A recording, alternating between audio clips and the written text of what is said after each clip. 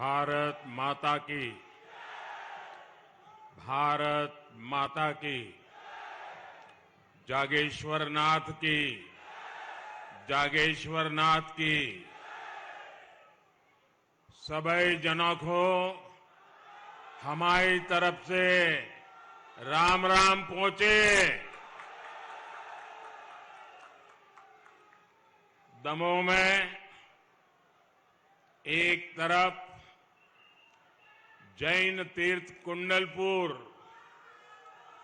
और जागेश्वर धाम है, वहीं दूसरी तरफ ये आला उदल की शौर्य भूमि भी है। ये नारी शक्ति की प्रेरणा रानी दुर्गावती और अवंतीबाई की भी कर्मस्थली रही है।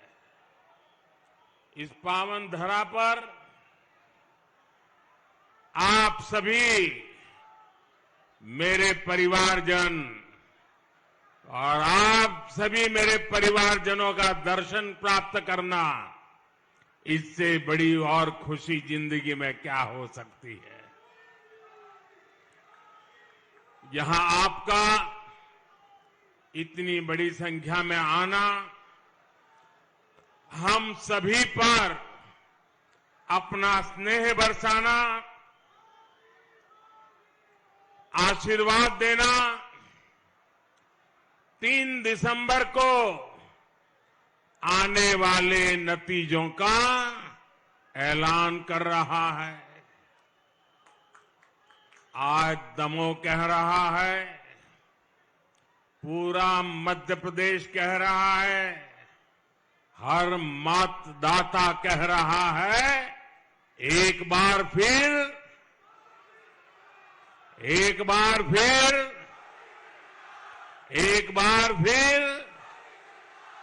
मेरे परिवारजनों, आप सभी के आशीर्वाद से पूरे विश्व में आज भारत का परचम लहरा रहा है। लहरा रहा है ना? लहरा रहा है ना? पूरे विश्व में भारत का परचम लहरा रहा है ना? आपको गर्व हो रहा है? आपको गर्व हो रहा है? आज जमीन से लेकर अंतरिक्ष तक भारत का गौरवगान हो रहा है। भारत का चंद्रयान वहां पहुंचा है जहां दुनिया का कोई देश नहीं पहुंचा।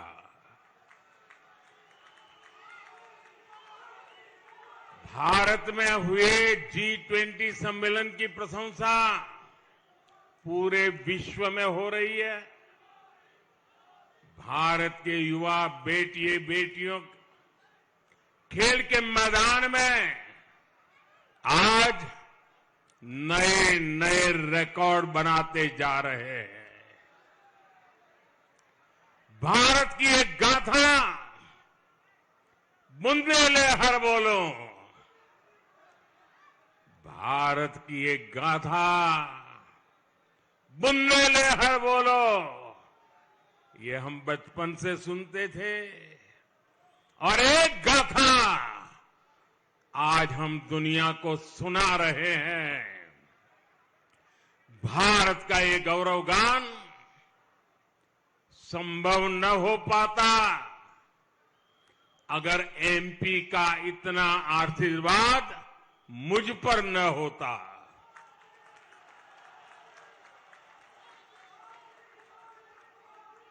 ये आपका स्नेह, आपका प्यार, और इसी के कारण गांव के लोग हो या शहर के लोग हो, पढ़े लिखे लोग हो या अनपढ़ लोग हो, पुरुष हो या स्त्री हो, लोग यही कहते हैं, एमपी के मन में, एमपी के मन में, एमपी के मन में, और मोदी के मन में, और मोदी के मन में, और मोदी के मन में। मेरे परिवारजनों, एमपी के मन में मोदी है। गरीब, दलित, वंचित, पिछड़े और आदिवासी के मन में मोदी के लिए अपार प्यार है, क्योंकि मोदी कुछ नहीं है, सिर्फ और सिर्फ आपका सेवक है। आपका जीवन बेहतर हो, आपके जीवन से मुश्किलें कम हो, यही मेरी प्राथमिकता है। देश को आजाद हुए इतने साल हो चुके हैं, इतने वर्षों से कांग्रेस देश से एक ही झूठ बार बार बोलती आ रही है। देश से गरीबी खत्म करने का नारा देती आ रही है, लेकिन कांग्रेस कभी गरीबी खत्म नहीं कर पाई, क्योंकि कांग्रेस के नेताओं की नीयत ठीक नहीं थी। कांग्रेस के राज में अमीर और अमीर होते गए। आज केंद्र में भाजपा के नेतृत्व वाली सरकार है।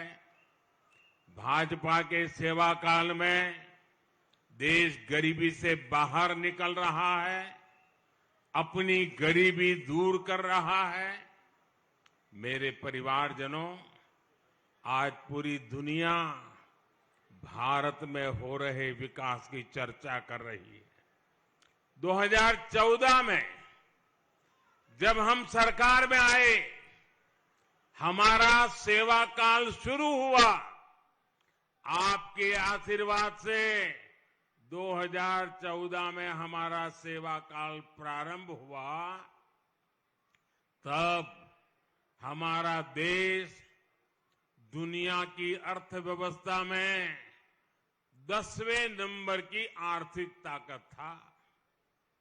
हमारी अर्थव्यवस्था जब 10वें नंबर से ऊपर होने लगी, तब उतनी चर्चा नहीं हुई। हम 9 से 8 पर पहुंचे, हम 8 से 7 पर पहुंचे, हम 7 नंबर से 6 नंबर पर पहुंचे। कहीं कोई चर्चा नहीं हुई। लेकिन जैसे ही हम 6 नंबर से 5 नंबर की अर्थव्यवस्था बने, हर कोई इसी बारे में बातें करने लगा। अखबारों में लेख छपने लगे, टीवी पे डिबेट होने लगी, क्योंकि 5वें नंबर की अर्थव्यवस्था बनने के साथ ही हमने उस देश को पीछे छोड़ दिया जिसने हम पर 200 साल तक राज किया था।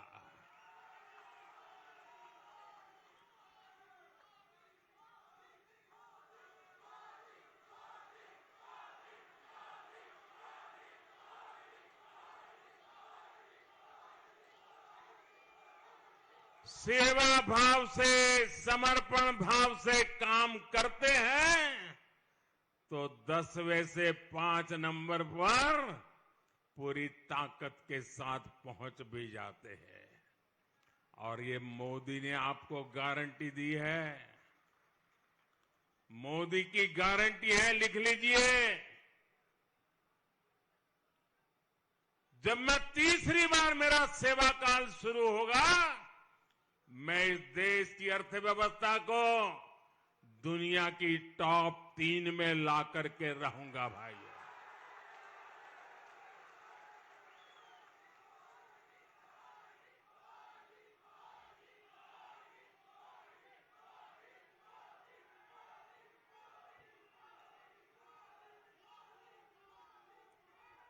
हमारी गारंटी खजाने लुटाने की नहीं होती है। हमारी गारंटी देश को आन बान शान के साथ आगे ले जाने की होती है। हमारी गारंटी वोट बटोरने की नहीं होती है। हमारी गारंटी मेरे देशवासियों का सामर्थ्य बढ़ाने की होती है। साथियों, जब किसी देश का आर्थिक सामर्थ्य बढ़ता है तो उसके नागरिकों का सामर्थ्य बढ़ता है, उसके नागरिकों की कमाई बढ़ती है। जब देश की आर्थिक ताकत बढ़ती है तो गरीबों पर खर्च करने के लिए देश के पास पैसे भी ज्यादा आते हैं। इसलिए आज का ये समय कांग्रेस से सबसे ज्यादा सावधान रहने का है। कांग्रेस वो पार्टी है जो गरीबों के हक का पैसा छीन लेती है। कांग्रेस वो पार्टी है जो हजारों करोड़ रुपए के घोटाले करती है। कांग्रेस वो पार्टी है जो एक समाज को दूसरे से लड़ाकर कुर्सी कब्जा करने का खेल खेलती है। कांग्रेस के लिए देश का विकास जरूरी नहीं, राज्य का विकास जरूरी नहीं। कांग्रेस के लिए सिर्फ अपना स्वार्थ ही जरूरी है। और कांग्रेस का हाल देखिए, 2014 तक जब देश में उनको 10 साल लोगों ने मौका दिया था, आपको पता ही नहीं होगा कि देश के प्रधानमंत्री क्या कर रहे हैं, क्या बोल रहे हैं, क्या काम। क्यों? क्योंकि वो उनको कोई काम करना ही नहीं था, रिमोट से चल रहा था, सब रिमोट से। लेकिन एक कांग्रेस की रिमोट की आदत नहीं जा रही है। उस समय प्रधानमंत्री रिमोट से चलते थे, इन दिनों कांग्रेस के अध्यक्ष रिमोट से चल रहे हैं। कांग्रेस के अध्यक्ष सीनियर मोस्ट लोगों में से एक है, मेरे अच्छे मित्र भी हैं, लेकिन आज उनका हाल ऐसा कर दिया है कि वो कुछ कर नहीं पाते, नाम मात्र के रख दिए उनको। लेकिन मैं कभी कभी देखता हूं कि हमारे कांग्रेस अध्यक्ष जी खुद के मूड में आ जाते हैं। कभी ये रिमोट का अगर चार्जिंग खत्म हो गया हो या कनेक्टिविटी टूट गई हो तो उनके मुंह से कुछ अच्छी बातें निकल जाती है। मैंने कहीं पढ़ा, कल उन्होंने पांडवों को याद किया था।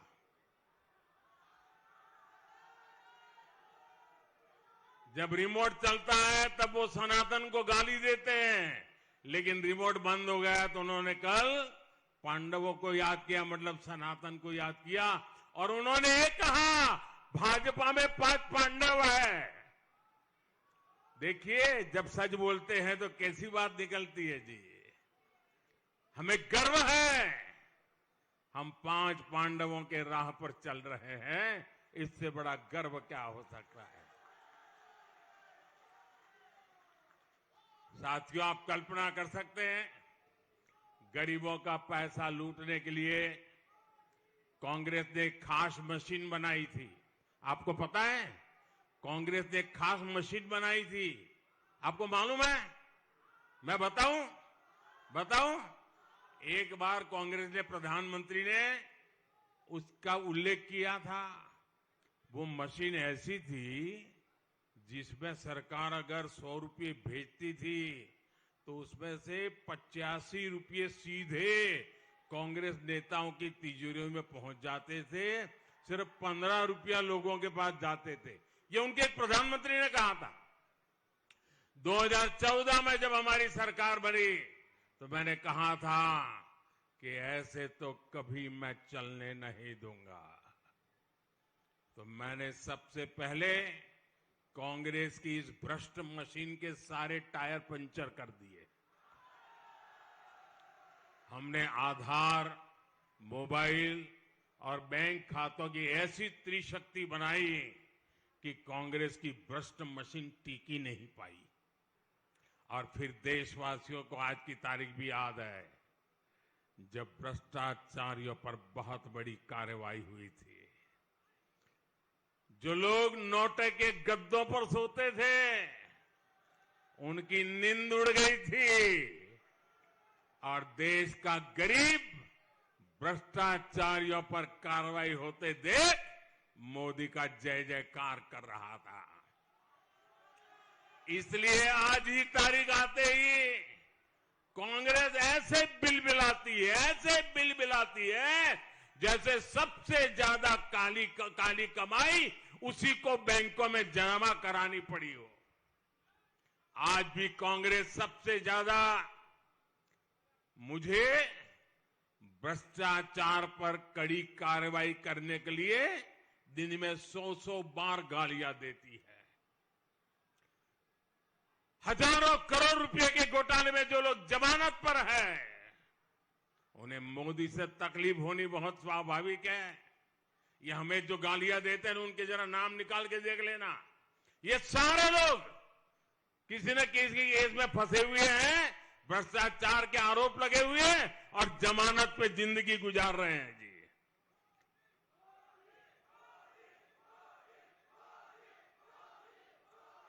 लेकिन ये लोग चाहे जो मुझे कितनी ही गालियां दे, भ्रष्टाचारियों पर कार्रवाई नहीं रुकेगी।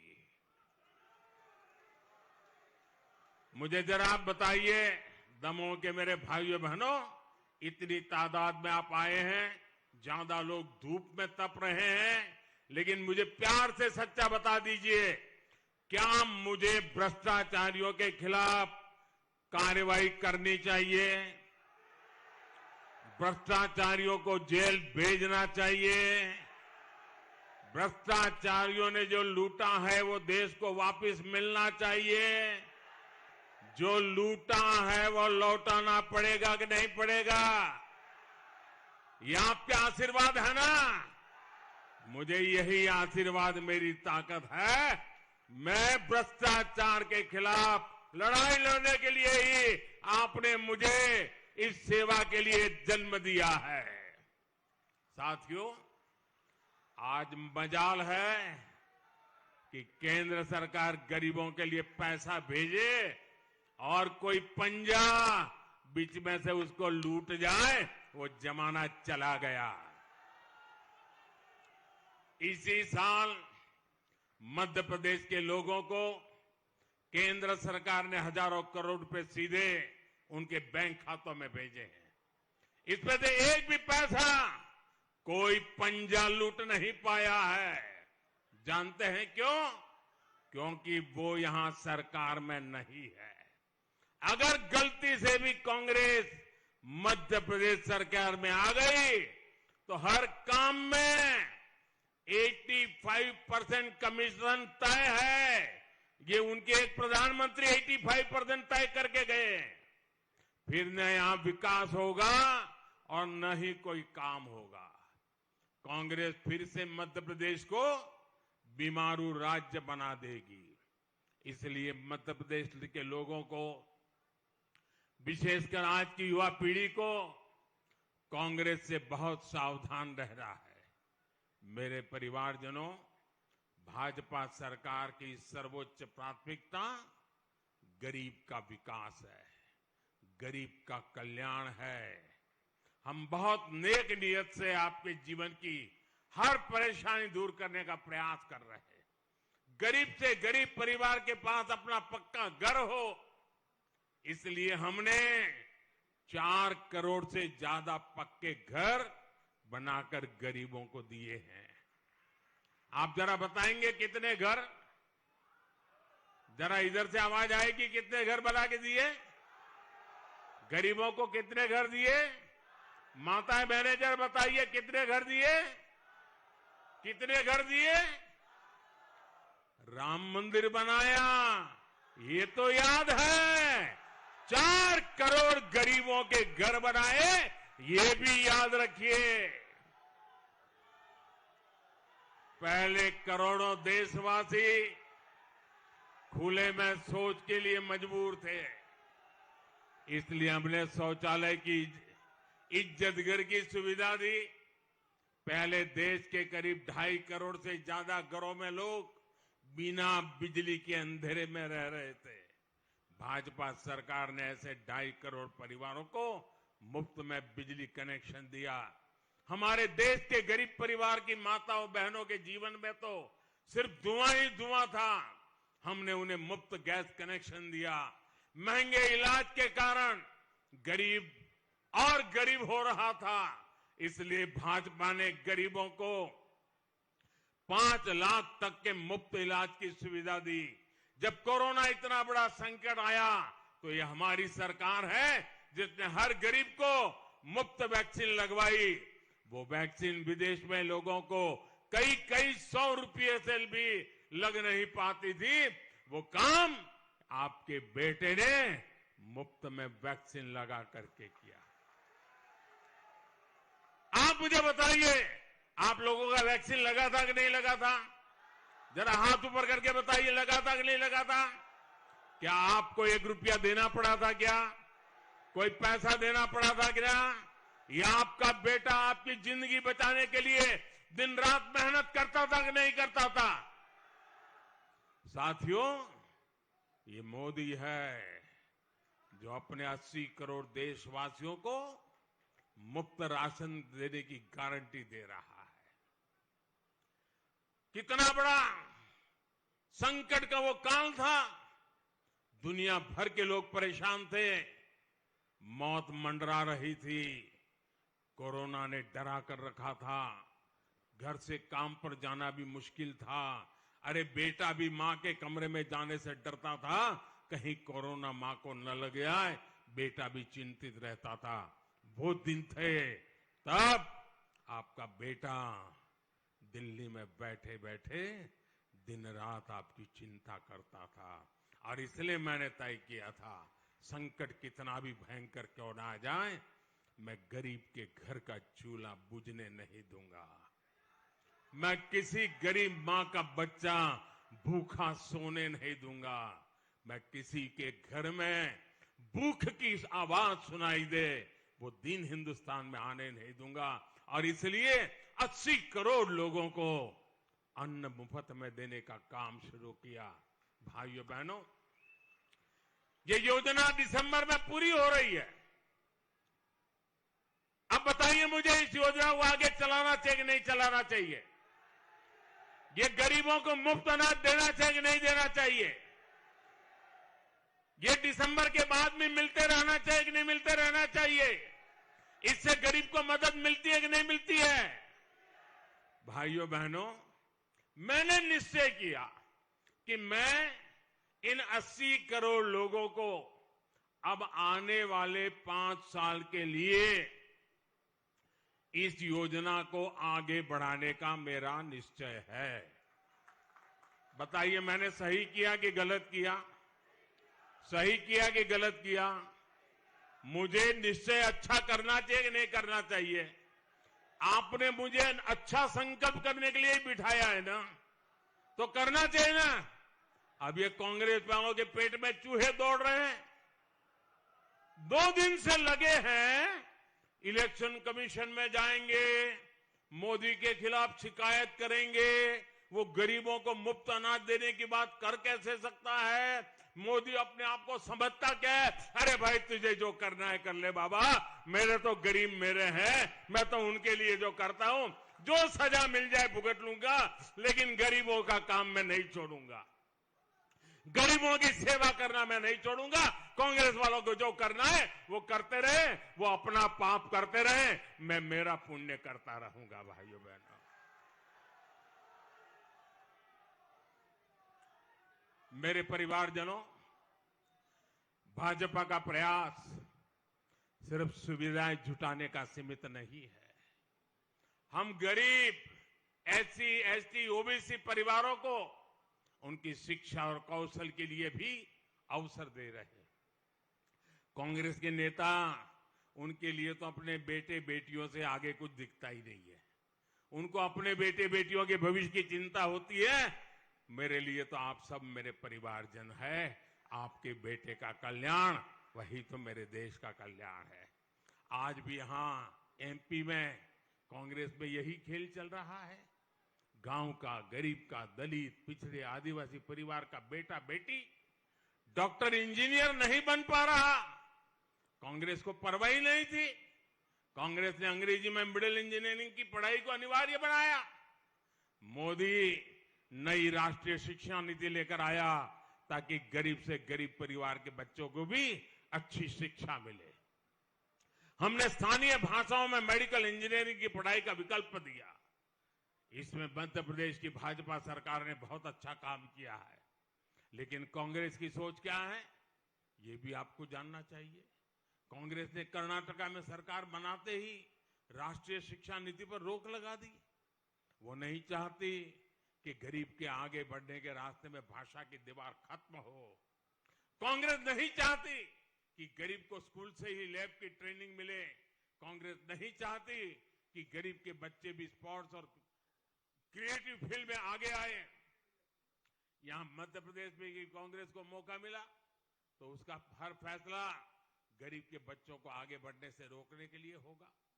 इसलिए आपको बहुत सावधान रहने की जरूरत है। मेरे परिवारजनों, मैं एमपी के बुंदेलखंड के सभी युवा साथियों से, मेरे विशेष करके फर्स्ट टाइम वोटर से एक बात कहना चाहता हूं, जो पहली बार मतदान करने के लिए जाने वाले हैं। देखिए, आने वाले 25 साल, आज जो 18-20 साल के नौजवान है ना, आने वाले 25 साल आपके लिए, आपके कैरियर के लिए, आपके भविष्य के लिए सबसे महत्वपूर्ण है। ये 25 साल विकसित भारत के निर्माण के भी है। आपके माता पिता को कांग्रेस ने जो कठिनाइयां दी, जिन मुसीबतों में आपके माता पिता को जीना पड़े, मैं नहीं चाहता हूं कि आपको उन मुसीबतों से जीना पड़े। आपको अच्छी जिंदगी कैसे मिले, दिन रात मेहनत करके मैं आपकी जिंदगी को मुसीबतों से मुक्त कराना चाहता हूं। लेकिन भाइयों बहनों, मेरे नौजवान, आप जरूर सतर्क रहना, क्योंकि ये कांग्रेस वाले ऐसे ऐसे खेल करते रहते। उनको झूठ करना, झूठ बोलना कोई मुश्किल काम नहीं है। इस क्षेत्र में कांग्रेस को करीब 60 साल मौका दिया था, 60 साल। फिर भी बुंदेलखंड को कांग्रेस ने सिर्फ सूखा दिया, पलायन दिया। अब भी कांग्रेस के पास वही लोग हैं जो पिछले 40-50 साल से राजनीति कर रहे हैं। उनके ही कारनामों और करतूतों के कारण एमपी बेहाल था।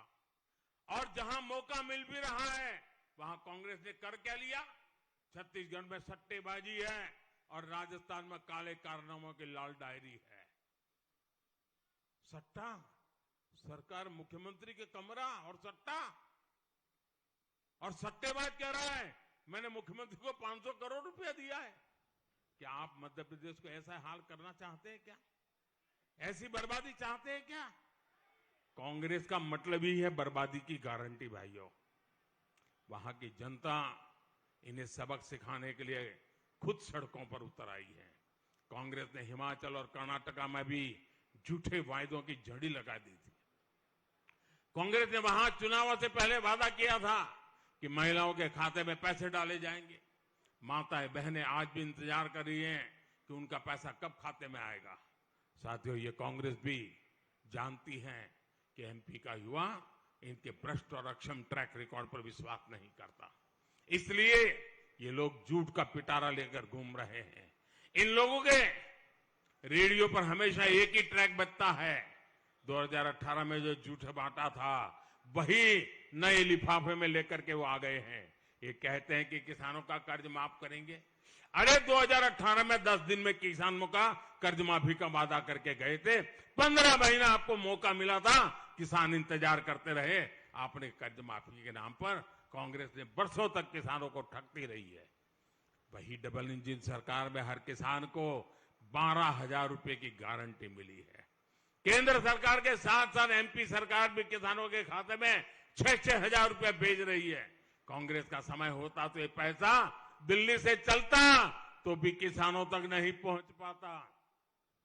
मेरे परिवारजनों, बीते वर्षों में बुंदेलखंड में सिंचाई की सुविधा के लिए अभूतपूर्व काम हुआ है। दमोह जिले में ही 150 से अधिक सिंचाई परियोजनाओं का निर्माण किया गया है।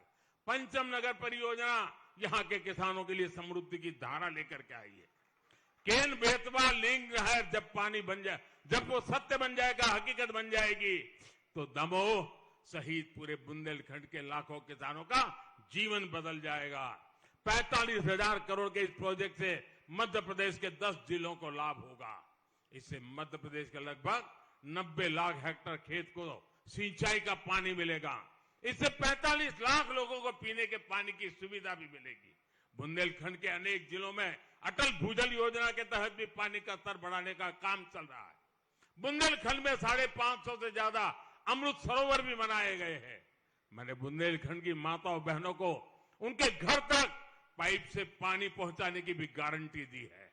बुंदेलखंड के 60 लाख से ज्यादा घरों में नल से जल की सुविधा मिल चुकी है। 3 दिसंबर को फिर भाजपा सरकार बनने के बाद इस काम को और तेज किया जाएगा। मेरे परिवारजनों, ये चुनाव सिर्फ विधायक चुनने के लिए नहीं है, ये चुनाव मध्य प्रदेश के विकास को नई दिशा देने के लिए है। खेती के क्षेत्र में मध्य प्रदेश ने अद्भुत प्रगति की है। बिना रिफाइनरी आने वाले समय में इस क्षेत्र में उद्योगों की बल देने वाली एक बहुत बड़ी शक्ति के रूप में उभरे। सतधरु परियोजना ने इस क्षेत्र में अलग अलग इंफ्रास्ट्रक्चर को बल मिला है। अब हमें एमपी को देश के टॉप 5 औद्योगिक राज्यों में मुझे उस स्थान पर पहुंचाना है, ताकि हमारे नौजवानों को यहीं पर अधिक से अधिक रोजगार मिले। ये तभी संभव है जब यहां ज्यादा से ज्यादा निवेश आएगा। ये तभी संभव है जब यहां पूर्ण बहुमत की भाजपा की डबल इंजन की सरकार फिर बनेगी। अगर यहां कदम कदम पर मोदी के काम को रोकने वाली सरकार होगी तो इससे एमपी पिछड़ जाएगा। इसलिए दमोह सहित पूरे बुंदेलखंड की हर सीट, हर बूथ पर कमल का फूल खिलना चाहिए। आप यहां से घर घर जाएंगे, घर घर जाएंगे, हर बूथ में जाएंगे, लोगों को मिलेंगे, कमल खिलाएंगे, ज्यादा से ज्यादा मतदान करवाएंगे, हर बूथ को जिताएंगे, भाजपा की सरकार बनाएंगे। आप दिन रात काम करेंगे। ये सभा बहुत बड़ी हो गई, दूर दूर लोग दिख रहे हैं। अब ऐसा तो नहीं होगा ना, अब तो हो गया, बस बढ़िया हो गया, चलो सो जाओ, ऐसा तो नहीं होगा ना? पक्का हर मतदाता कार्यकर्ता बनना चाहिए, हर मतदाता कार्यकर्ता बनना चाहिए, हर मतदाता कमल का पहरेगीर बनना चाहिए और हमें कमल को हर बूथ में जिता के आना चाहिए। जरूर करोगे काम, घर घर जाके करोगे, गांव गांव जाके करोगे। अच्छा, मेरा एक काम करोगे? क्यों आवाज देरी हो गई? नहीं, मेरा काम करोगे क्या? ये मेरा काम है, पर्सनल। करोगे? जरा हाथ ऊपर करके बताइए, करोगे? जरा पीछे, अरे वाह, सबने हाथ ऊपर किया। पक्का करोगे? अच्छा, एक काम करना, जब भी आप गांव में जाए, लोगों को मिलने जाए, जो भी मिले, जिससे भी आप मिले, उनसे कहिए कि मोदी जी दमोह आए थे और मोदी जी ने आपको प्रणाम भेजा है। मेरा प्रणाम पहुंचा देंगे, घर घर पहुंचा देंगे, हर बुजुर्ग को मेरे प्रणाम पहुंचेंगे, हर माता बहन को मेरा प्रणाम पहुंचेगा, हर नौजवान को मेरी याद पहुंचेगी। मेरे साथियों, जब उनको मेरा प्रणाम पहुंचता है ना, तो मन से वो मुझे आशीर्वाद देते हैं और उनके आशीर्वाद मेरी इतनी बड़ी ताकत होती, इतनी बड़ी ताकत होती है कि मुझे देश के लिए 2400 घंटे काम करने की हिम्मत आ जाती है। इसलिए हर परिवार को मेरा प्रणाम पहुंचा देना। मेरे साथ बोलिए, भारत माता की, भारत माता की, भारत माता की। बहुत बहुत धन्यवाद।